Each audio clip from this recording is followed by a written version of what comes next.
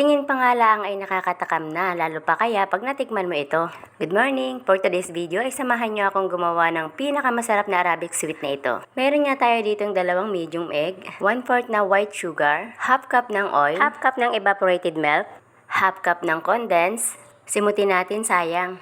2 can ng Nestle cream. Isa nga kasi itong cream sa nakakapagpasarap talaga dito sa ating basbosa. At syempre maglalagay tayo dito ng 1/4 cup ng milk powder or nido. Teaspoon ng baking powder, teaspoon ng rose water, kaunting vanilya, pang pabango, 1 tablespoon ng pistachio powder. Nakalas yung ating 1 cup ng semolina. Haluin lang natin ito hanggang sa magsama-sama yung ating lahat ng sangkap. Muna natin at ngayon naman ay gagawa tayo ng filling o yung pangpalaman. Isang pan maglagay tayo ng 1½ cup ng fresh milk, 3 tablespoon ng cornstarch, 1/4 cup ng milk powder, cardamom, pampabango. Haluin lang ito hanggang matunaw ang cornstarch at isa lang ito sa mahinang apoy. Itong tigilan ng halo hanggang sa ito nga ay maluto na, at kapag ka ito ay ganito na nga ay okay na ito, patayin na yung apoy. Naman ay magsisimula na tayong mag-assemble. At dito nga sa aking molder na ginagamit ay nilagyan ko na ito ng butter para syempre hindi dumikit. 1 teaspoon ng mixture ang ilalagay natin dito sa bawat butas nito, at after natin malagyan ito lahat ay maglalagay naman tayo dito ng filling 1 teaspoon din ulit. Kapag ka nalagyan na nga natin ito lahat ay balik tayo dun sa ating mixture at ilalagay ulit natin ang 1 teaspoon ulit sa bawat butas nito hanggang sa matapos ito. Kapag ka okay na nga lahat ay linisin lang natin itong panabe na ito para hindi matutungan. Isa lang na natin ito sa oven ng 180. 15 minutes lang po. Siyempre sa baba lang ang apoy. At ayan, habang nakasala nga ito ay magiging ganyan siya. Ayan, mag-iintay lang tayo dito ng 15 minutes at after 15 minutes ay magiging eto na siya. Luto na ang ating basbosa. Itabi lang muna natin dahil gagawa tayo dito ng pantapping. Ating lata ng condensed milk dito sa isang pan ng evaporated milk. Haluin lang natin ito at isa lang natin ito sa mahinang apoy hanggang sa magkulo siya. At after nyan ay okay na siya, at syempre ilalagay na natin ito sa ibabaw ng ating basbosa. 1 teaspoon sa bawat isang ilalagay natin dito, at after natin ito malagyan lahat ay ilalagay lang natin ito sa ref ng at least half hour o 1 hour. Bago natin nga ito ilagay sa ref ay tusok-tusokin lang natin ito ng tinidor na sa ganun ay manuot yung lasa sa ilalim ng ating basbosa. 1 hour na inilagay natin ito sa ref ay na, at maglalagay na tayo dito ng pistachio powder. Ganito nga yung inilalagay ko para pantay-pantay. Kapag kaganyan na nga ay ilalagay na natin ito dito sa ating lagayan.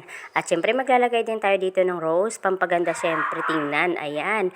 O diba napakaganda? At syempre talaga siya basta maganda kundi napakasarap pa. Pang hinihintay nyo, tara at tikman nyo na ang ating napakasarap na basbosa with love. At ayan na, after natin ito malagyan ng mga rose ay tatakpan na natin ito kasi nagiintay na rin yung magpipick up nito. Ito nga po ay nautos laang sa akin ng nanay ng amo ko, kasi nga po yung nanay ng amo ko ay may business. Kaya po ako po ang gumagawa ng mga ganito. Ayan. Pero wala po itong bayad, hindi po ako binabayaran. Bali thank you lang po, yun lang sapat na.